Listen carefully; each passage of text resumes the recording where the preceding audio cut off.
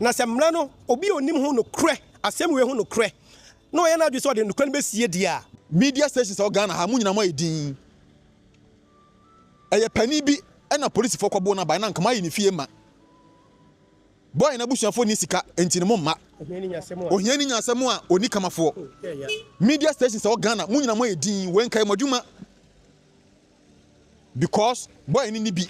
onye pani bi ba onye minister bi ba onye MP bi ba enti ya kan bi ma na nyeye ka we na ejusu police e de kokko issue arrest ye nua Kobby afri atiasefo asase so Kobby mpaboa na ehye na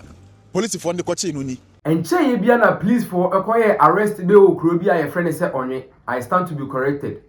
guy ya ye kwa arrest ni ye friend Kobby na police for nam kwan so omudi Kobby eco station na ka omutim ne konya akwanhia ye wo kwan so awa enam so a Kobby wahwe ne nkwa video am hu ni from the beginning ne ka na e video no ne eye ka de na police for ne tim a omudi konya accident no na man na o video no one na car ne eye ne de no o se car ne eye hospital car na say na ekoye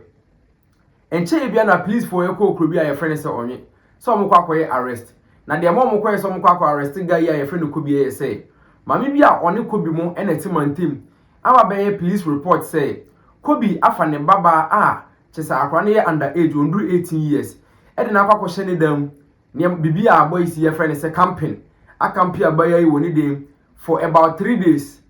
na waye bia ohun ni baba na wanya ntie say Kobby dam na akula ne hye nti obeye police report say police for wanya den enkonkɔkye anase police for nkɔpɛ ne ba ne den emfa ne mbre no nti obi a na otimantem wonom eyi eye Kobby asutire Kobby ti ya pɛ na o ma akula yi epie na akula yi ekofie ade akye just the next day police for eba fie no ba so ba behwe Kobby one afternoon omo bae na Kobby ni fie na Kobby maame wo ho no mo kye Kobby maame e na omuru afie ho omuru afie ho no na Kobby ne uncle so yeden ete wo no omanchia ne uncle no mo ko straight to Kobby door nke ya yem se maame na kire eye Kobby room nyina ti omo ko ho no na Kobby uncle bi so omo say na mu ye police for mu na mabo obi fie na mabetu ni pa ho no ma mo nchia no mo fiti ya na mo ko obi puno ano na uncle Kobby uncle kire mu a police ni ba ko ba ne nche no we pa na che so omo ye sorry na omo hwe abranti bi omo friend Kobby na Kobby uncle e ka kire ne say Kobby no ye den ne dan no ne nso Kobby ni fie nti omo nko na se Kobby ba ono akasa de Kobby ye den e ba station wonom police for ya anti ase e na omo ko dan hu no mo ko miamia pepper spray edugu eye Kobby ni mpumom e na Kobby uncle e ka say Kobby no ho na pepper spray ya mu miamia gu dan mu e se akola bi edadan mu wonom a pepper spray munim se betima kuno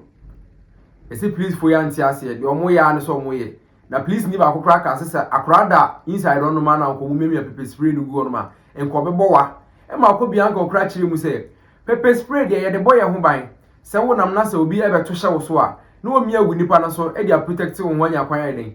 adwane anasa atitimu na se wo ba be arrested ya se nke yemfa pepper spray enye den emma o makumi ba no o makumi ba no se o mabubu no na mfi wo pagya Natalia se ya na wo de ade na twi wo se e ho no ahuri aye se wo se ho na bia ne sire mu se no wo se ya tu ye nan e de nan paboa no atia no wo fa se ne Kobby na police for ne ba ha oba e de ne di nkan si wo fie ha se yansa no mo ko china oba na migina dwaye kwan na no nti mehwe so am ko dwale akwadwuma iti omu wura na o manchi ame na omu koye onko gina ne puno no to omu bo mu be 15 minutes no bi emie nti ona me follow omu na ko buson say adentina maba enipa wo fie na mo be hwe obi oba manchia na mo musa se nipa no wo ho anase oni wo to on man ba ko ba say we sorry say wanchia nti me fa nche no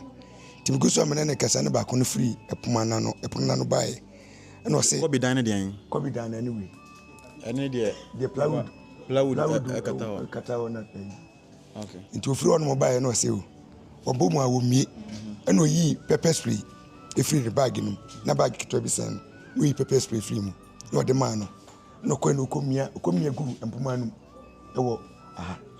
to komia pepper spray gu nam say masa na de no aba obi ho no na say oba nipa no oba hwe nipa no oni wo so oba nipa no oni ho no na wo mia pepper spray gu dem o e bia na kola bi da dem no na sakola no umia agu demo na kola no ekuna na ye ndi ade aso ka chem se ade se obi da demo no manko obekasa na obe de bia ma wate na se masa enye sa na enu na pepper spray ni yisu ni se ada so akoba bi na attack bia ba so na eni yisu pepper spray yisu pepper spray se wo ba be hwe obi na wo ba be rest obi na obi miemia pepper spray egu onu omu kasa na nche bia na Kobby efri abonten ebe wura fi ono Kobby be wura fi ono ne police for yan recognize akora yi nti obesin etwa mu ekokowura dem omu dan ba kwa wo enye ne room ono ti Kobby so enka ya yem so onya lie say police for no ono nti na omai den omaba fi ono ena owura dam no ofa dan mu mpuma ye de isi akiri sana abaya yi a ne mame akwakwa ye report ne mame ne ejina dan na chi a ono so owen nti ohun se Kobby ayi den apie dwane na no tietiem se kromfo ena police for erigu Kobby a chese omo eden omo kwa chire no timno mu yi na kwabla free ekwan ya no anu mu na ze kwabla kwa no ni dem ho no free dem no be wura fi to wura fi no wura eda we to wura da we no bi epono ba ko no wo dwane to ma me no wa chire ono na ma me no yese kromfo woni wo dwane o no mu ja me wa ma me de hen no de ma me no ko case no amino case no se ne baba be she Kobby dem ne baba be she Kobby dem no wono no se woni o dwane o wona ekro no mu ja me ho no mu dimrika no mu kwache no to mu kwache no ho no ne de mom de na me ni obi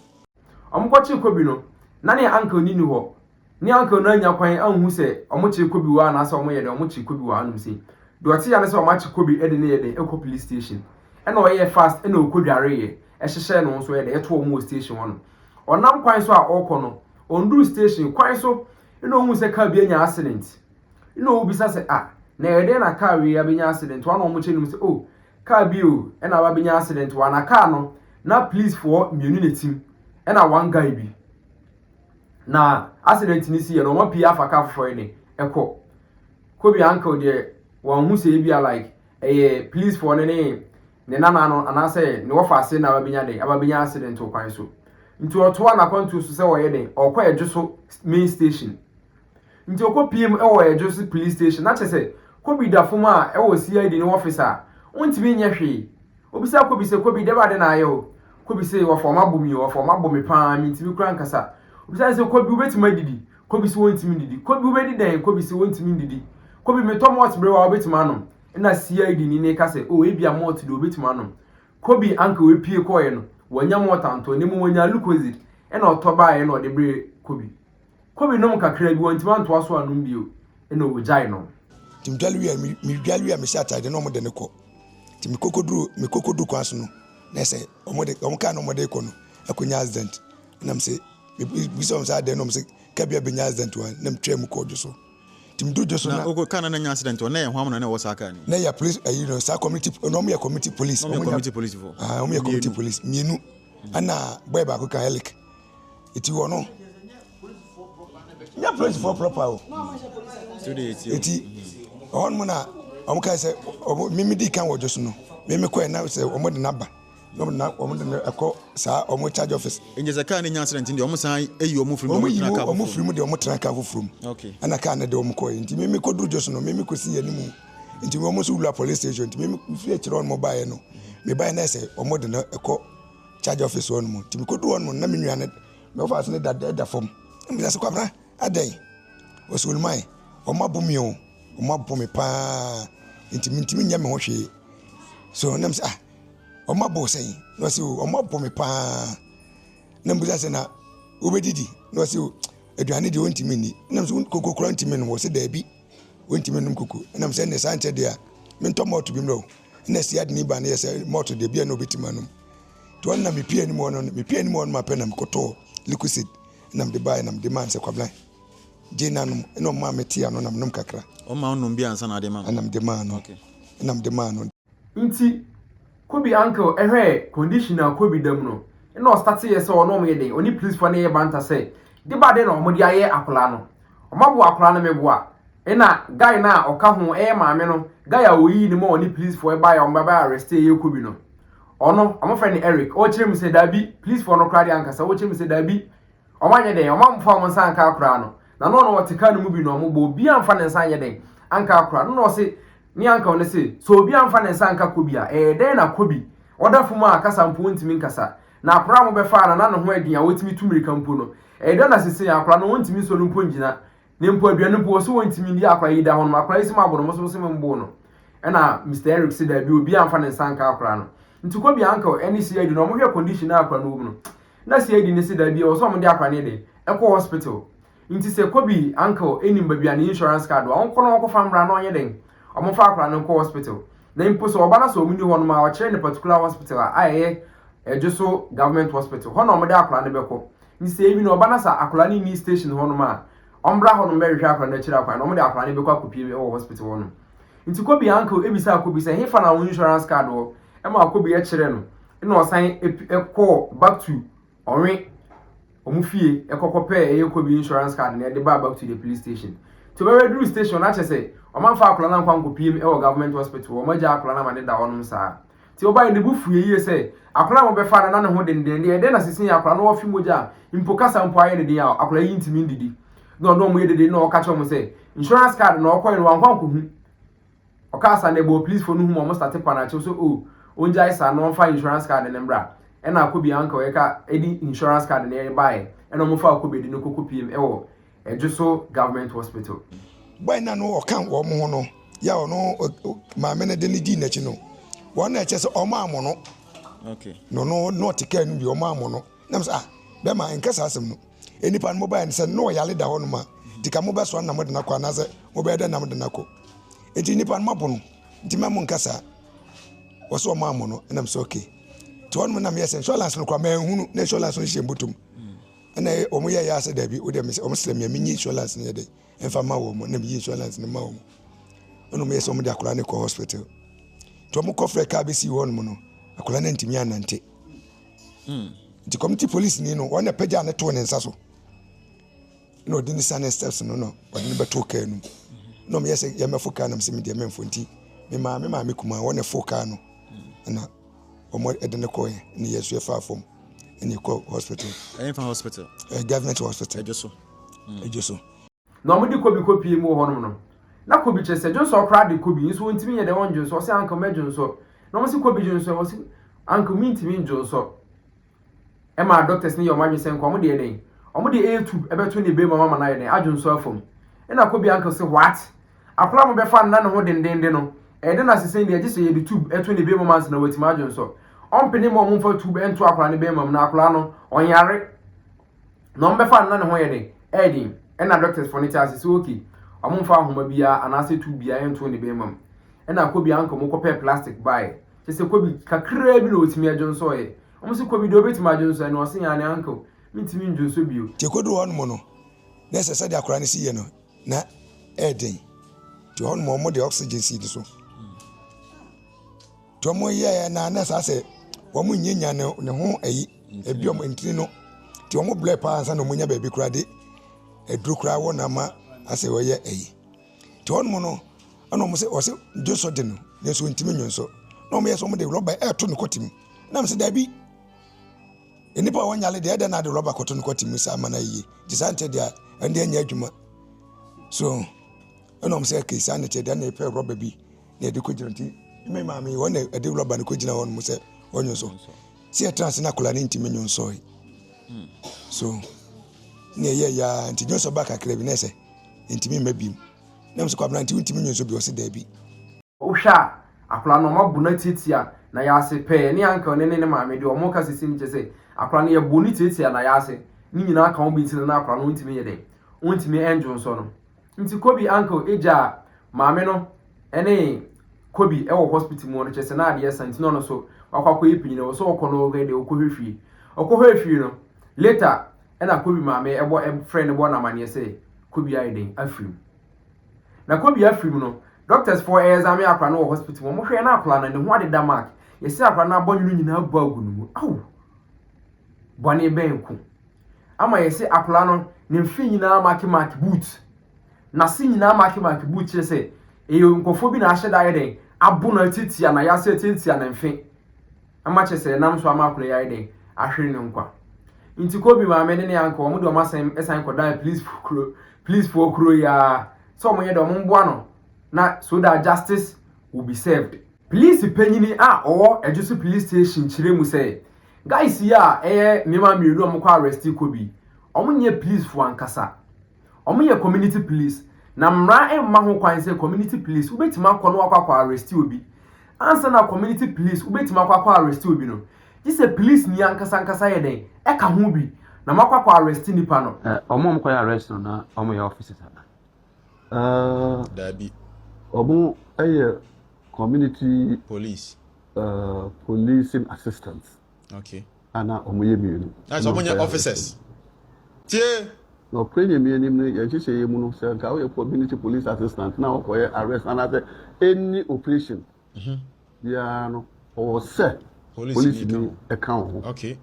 Na menim kwan e fa aso ntia omo nko a etimi ko yesa arrest no. Na ye den na Ghana police mate no wa ye rehan ama community police wa kwakwa arrest ga ya e dey sa nsem nyina aba. Days after say Kobby ehwere ne nkwa no na chese asem no aye police case nti na ehu akohia say wo say ye pe police for a pe doctor e ma ne kwa examine akra na say wo ye bibia e friend say autopsy ni ehu kwan e fa so na say the property a enam so ma akra Kobby wahwere ne nkwa na doctor ne kwa ye ni autopsy na say ne examination e wiye no e na obechirem say jaundice e na ku Kobby maame ene ne yanko mumini ya kum omanti asem de omosi akra omba arrest na ne ho de na jaundice na ku akra no na jaundice be den ama obi afimoja na say jaundice na akra yare na ose ne mfie ne ya na se ne ya jaundice na akra yi entimi njonso na Kobby yare nko hospital ema omba afie meka say oyare jaundice da na yede na mrekuma ye just within 2 days ya omba arrest akwa ni ko station ni akra ye tima yare jaundice omuso omonti ase police for na tiriti akra yi mfene na se ama akra ye pri aye nam so ama akra ye wu nti na anu ye hu video bi Kobby uncle ni na busuafo mahiem ene o mabusua panyini ene o mugbodu ya se doctor ni no police for no ma ye kanana na o pese onye kataso mu aso a on pese no kra be da didi a o mugbo ni dua se wanka no kra na dua ne enku no na police for mo so mo asem no mu bi no se o mo so manka no kra a dua ne enku o mo e ma Kobby na busuafo e buru police for any doctor yi enua kosua we doctor we o kosua it is one kind of kura na so so ube din ko be twa kontompo ama plot for na u kosua ni ensu agodo atwa o man mu ahia gina o doctor o mu no ni a police for mo wo man mu de mo wa joso it is a police for so mo din ko mo bi atia busua se mo be se mo di bem na ye ka nya ka de a mo so mo kosua mo so mo nya man ya muhunu was screen isi odo na car no mo de koye arrest ne ene die na se police for me kwa koye arrest a enkenye taxi e na mo han de koye arrest no obi private car wa park as wo say aye 40 no e na mo de koye arrest man yi chire mu a oye doctor no operate 2 hospitals a hospital ne branch ba koye wo Konongo e na main branch ne ye hospital ne kesi mu no e wo KJT a runabout wono nti man yi kwa Konongo de ne koye supervision no we supervision na oba no eno oti se dede bi e wo ne car num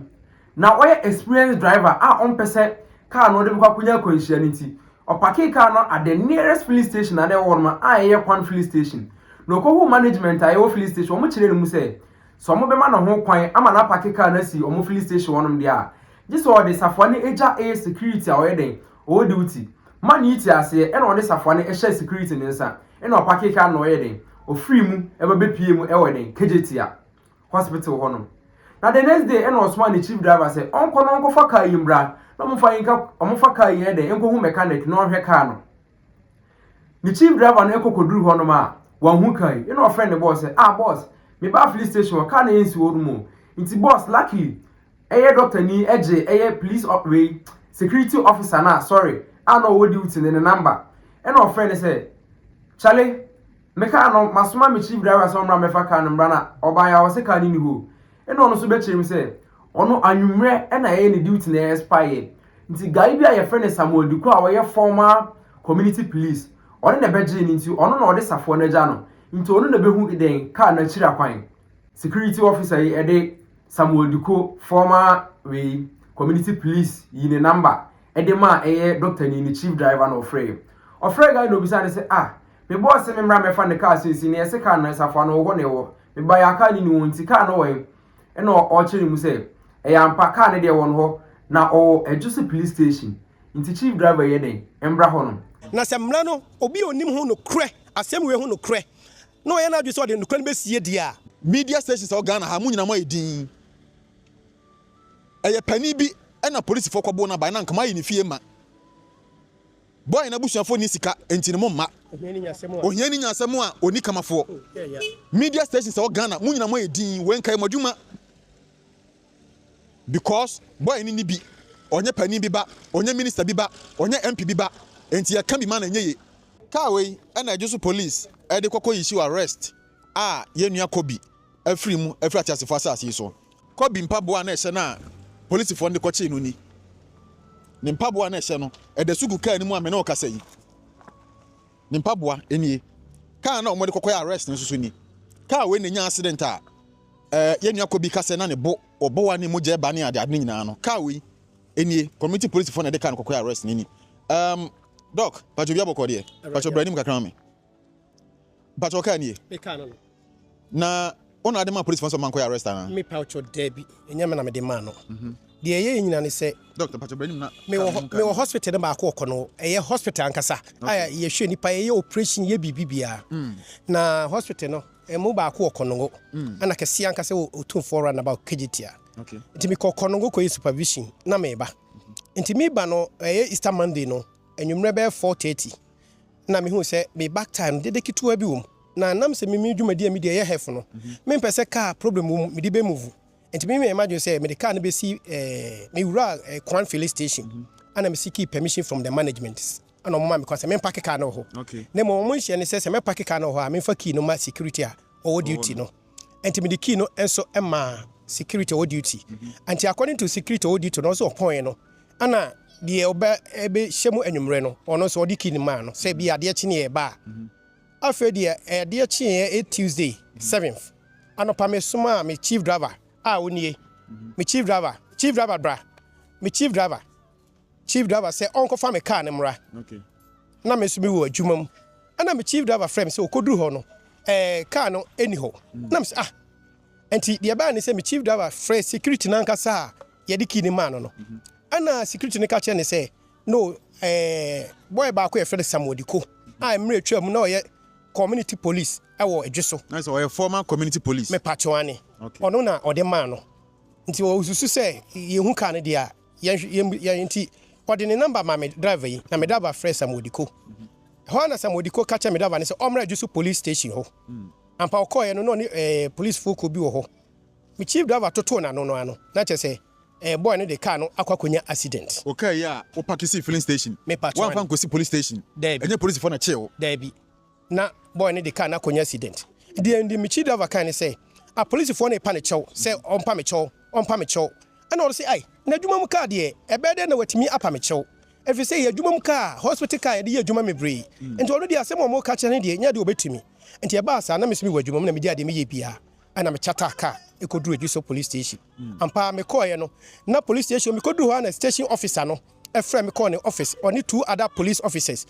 how no mo bebu kotojo manim na say ne dia asem na ekosi because that time na me accident only say na me contact number we hono ntino na amanfo friend from onwe say car bi hospital car bi abai onwe abai arrest na car na ikoro no eduru abenase car na anya accident but na nyina na menyi ni efi say onwe ho me fa me car nko ho na abenase to me fa ma police ni bia yeah enti na menyi ni me duru ho no a police for pa me chew na me say e na asie a police for no say BBNC afi da kire ya no ka chem say me car no boy ni de anya accident na emo mo say me say me mama ko antom yem no bury pa ma me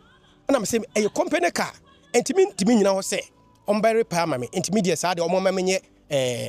memenya report police report e kire say boy ni de car no akokonya accident enti ampa no omo ye police report na me anka say na me sema metete ye me hu say enya boy ni nko a me hu say nipa mebrewom na emom no a police for no di BBC okay enti no me ye say omo de omo nya police report na me busam say report be na omo ye de omo ka che me ni say boy na wia me car no enti na omo ye police report na de me yakra ni say